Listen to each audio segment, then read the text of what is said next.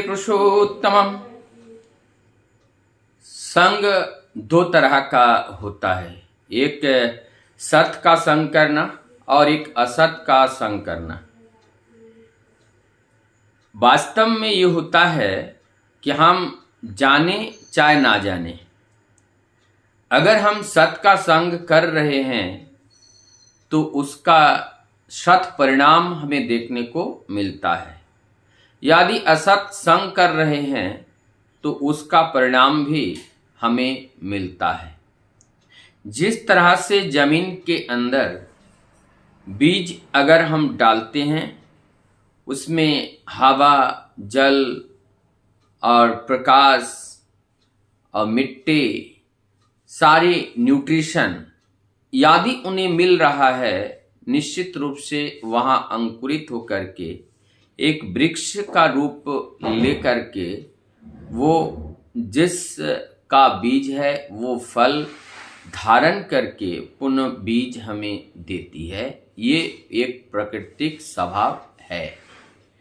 तो वास्तव में हमारे जीवन में भी ये प्राकृतिक स्वभाव है और वस्तुतः हमारी जो ये यंत्र रूपी शरीर मिला है, इस यंत्र रूपी शरीर का जो प्रयोग है वो वास्तव प्रयोग तो सत्य की खोज में के लिए, सत्य को जानने के लिए और सत्य कार्य करने के लिए। लेकिन दुर्भाग्यवश हम अपने आत्म जिज्ञासा को भूल करके जब आत्म सुख अर्थात अपने देह सुख की चिंतन में डूब जाते हैं, तब हमारा सारा जीवन दुख और निराशा से भर जाता है। इसीलिए भगवान जब जब धरा पर आते हैं वो हमें आह्वान करते हैं, बुलाते हैं, पुकारते हैं। जैसे एक बच्चा, अबूझ बच्चा जिनके पास बुद्धि नहीं है, अबोध है, ये अबोध बच्चा की बार बार गलती के बावजूद भी वो परम पिता कहते हैं कि तुम हमारे पास आ जाओ, तुमने जो भी संचित किया, अच्छा किया, बुरा किया, अब हमारे पास आ जाओ, इसी वक्त आ जाओ, आपके पास जो कुछ है वही लेकर आ जाओ। और यहां पर एक आह्वान करते हैं कि सर्वधर्मम परित्यज्यम ममेकम शरणम व्रज अहम तम सर्व पापेभ्यो मोक्षामि मा शुचा। इस बात को बार बार भगवान श्री कृष्ण ने अर्जुन को बताया, अर्थात हम सारे जगतवासियों को बताया। वही ईश्वर ने, वही भगवान ने नर रूप धारण करके वही बात बताए। ठाकुर जी भी वही बात कह रहे हैं, तुमने जितने भी पाप किए हो सब भूल जाओ, आप सब कुछ को लेकर के हमारे पास आ जाओ और हम तुम्हें सभी पापों से माफ करके मैं तुम्हें उन्नति का उस राह को बताऊंगा। लेकिन कम से कम तुम हमारे शरण में तो आओ। किसी भी कीमत पर भले बुरे का विचार ना करते हुए आप हमारे पास आ जाओ। अब एक सुंदर सा कहानी के माध्यम से हम इस बात को समझने का प्रयास करेंगे कि यदि हम उस परम सत्य को चाहे छल के माध्यम से, चाहे कपटताई के माध्यम से, चाहे किसी भी तरह का ढोंग हो, ढोंग से भी अगर हम उनको भजते हैं, भजना करते हैं, तो ढोंग करते करते भी कभी कभी उस परम पुरुष का जो प्रभाव है, उस प्रभाव से हम वास्तविकता जान जाते हैं, फिर हम ढोंग करना छोड़ देते हैं, फिर हम सत्य सत्य ही हम उनको भजना करने लगते हैं, जहां पर केवल हम प्रभु को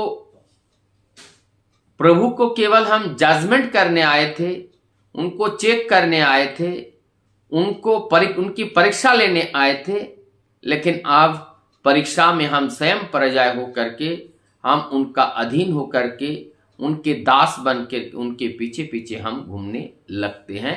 ऐसे एक नहीं, हजार नहीं, लाखों करोड़ों की तादाद में भक्तों के जीवन में इस तरह का घटना घटित होते हुए देखा गया। ऐसे ही एक दृष्टांत है। एक भक्त है और वो भक्त भगवान श्री कृष्ण के जो बाल रूप है, उस बाल रूप को हम सभी लोग जानते हैं कि पूरे शरीर में गहना से भरा हुआ होता है। तो जब एक चोर के नजर में पड़ता है तो चोर का नजर कहाँ रहेगा? चोरी करने की ओर। कहाँ अच्छे अच्छे चीज है, अच्छे वस्तु हैं, कहाँ धन है, दौलत है, कहाँ से वो चोरी करके ले जा सकते हैं, कैसे ले जा सकते हैं, उनका नजर तो उस तरफ है। जैसे एक डॉक्टर किसी बीमार व्यक्ति को देखता है तो वो डॉक्टर उस व्यक्ति के अंदर उस बीमारी को देखता है, लेकिन एक साधारण मनुष्य अगर देखता है तो केवल उनके बहिर् रूप को देखता है, उनके विकृति को देख पाता है। ठीक इसी प्रकार से चोर अपने चर्ज प्रवृत्ति के द्वारा वो जिस कार्य का अंजाम देना चाहता है, उनका लक्ष्य उस विषय की ओर होती है। ठीक है, बाल रूप को देख करके वो चोर ललायित हो गए। छोटा सा बालक है, इसको थोड़ा सा बहला पुस्का के हम एक साइड में करके इनके जितने भी गहना हैं सब हम चोरी कर लेंगे, सब खोल लेंगे। आप दिन रात सोचने लगे, वही भगवान श्री कृष्ण की बाल रूप की याद करने लगे कि कब से उनको हम कैसे चोरी कर पाएं, उनको कैसे हम एक अलग करके ले जाएं और उनको हम अकेला पा करके उनसे हम सारे ये जो सोना गहना है सब चोरी कर लो। रात दिन 24 घंटे आप चोर का खाना पीना सब हराम हो गया। और हराम होने का कारण है कि वो आप एक ही लक्ष्य, जैसे अर्जुन ने वो मछली का जब तीर लगाया तो उनका केवल लक्ष्य उनकी मछली की आंख थी। ठीक उसी प्रकार से मछली की आंख की तरह उस चोर का लक्ष्य भगवान श्री कृष्ण का वो बाल रूप, जहां पे सारे अलंकार से अलंकारित है। अब ऐसे दिन रात जब केवल उन्हीं की आराधना में वो बिताने लगे, रोने लगे, बिलखने लगे, इतना वो आसक्त हो गए उस गहना के प्रति कि अब उसको पाना चाहता है, किसी भी तरह से पाना चाहता है।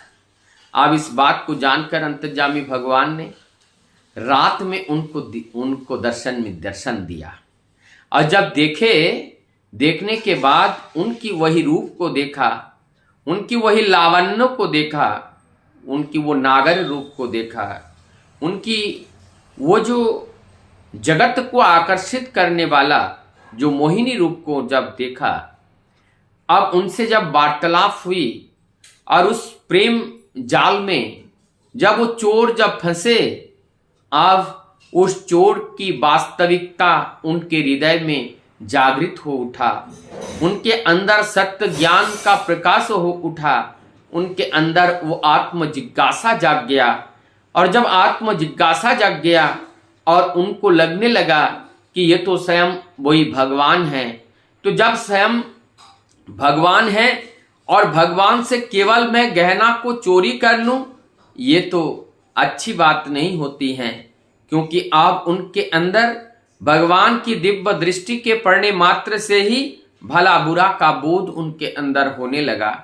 और इस के माध्यम से वो चोर भूल गए चोरी करना, और चोरी करना भूल करके आप चोरी करने गए थे चोर उस भगवान श्री कृष्ण के बाल रूप में पहने हुए गहना को, लेकिन अब उस चतुर चूड़ामणि बाल कृष्ण उन्होंने आप चोर के मन को, चोर के हृदय को चोर हर लिया, और जो हरोहरी है वो हर लिया, छल लिया। और जब उनको छल लिया, जिनको जो गए थे चोरी करने वो खुद ही चोरी हो गए, खुद ही वो भगवान के हो गए। अब उनका मन विषयों के प्रति से हट गया, विषय वासनाओं से प्रति से वो हट गया और वो प्रभु के दास बन गए और वास्तविक सत्य को वो जान गए। क्या करने गए थे, कहाँ चोरी करने के जा करके सारे चीज खुआ के आप प्रभु को दास बन करके आते हैं। इसलिए कहते हैं कि अगर हम सत्य कार्य में लिप्त रहे, चाहे वो छल में, चाहे वो कपट में, चाहे वो सत्य में, उसका फल तो अच्छा होता ही है।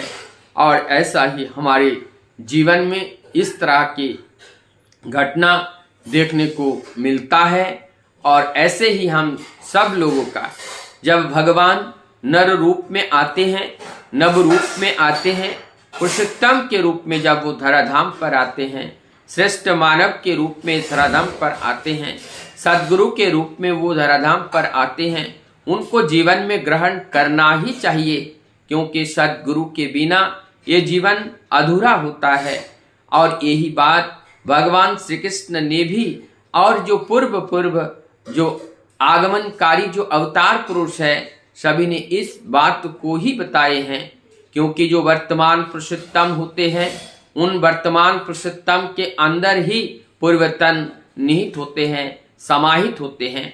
परम दयाल श्री ठाकुर जी ने कहीं पर कोई चीज का निषेधात्मक बातें उन्होंने नहीं की हैं, ना इस तरह का कोई कदाचार की करने के लिए निषिद्ध नहीं किया है, ना कोई व्रत पालन उपवास के लिए उन्हें माना नहीं किए हैं।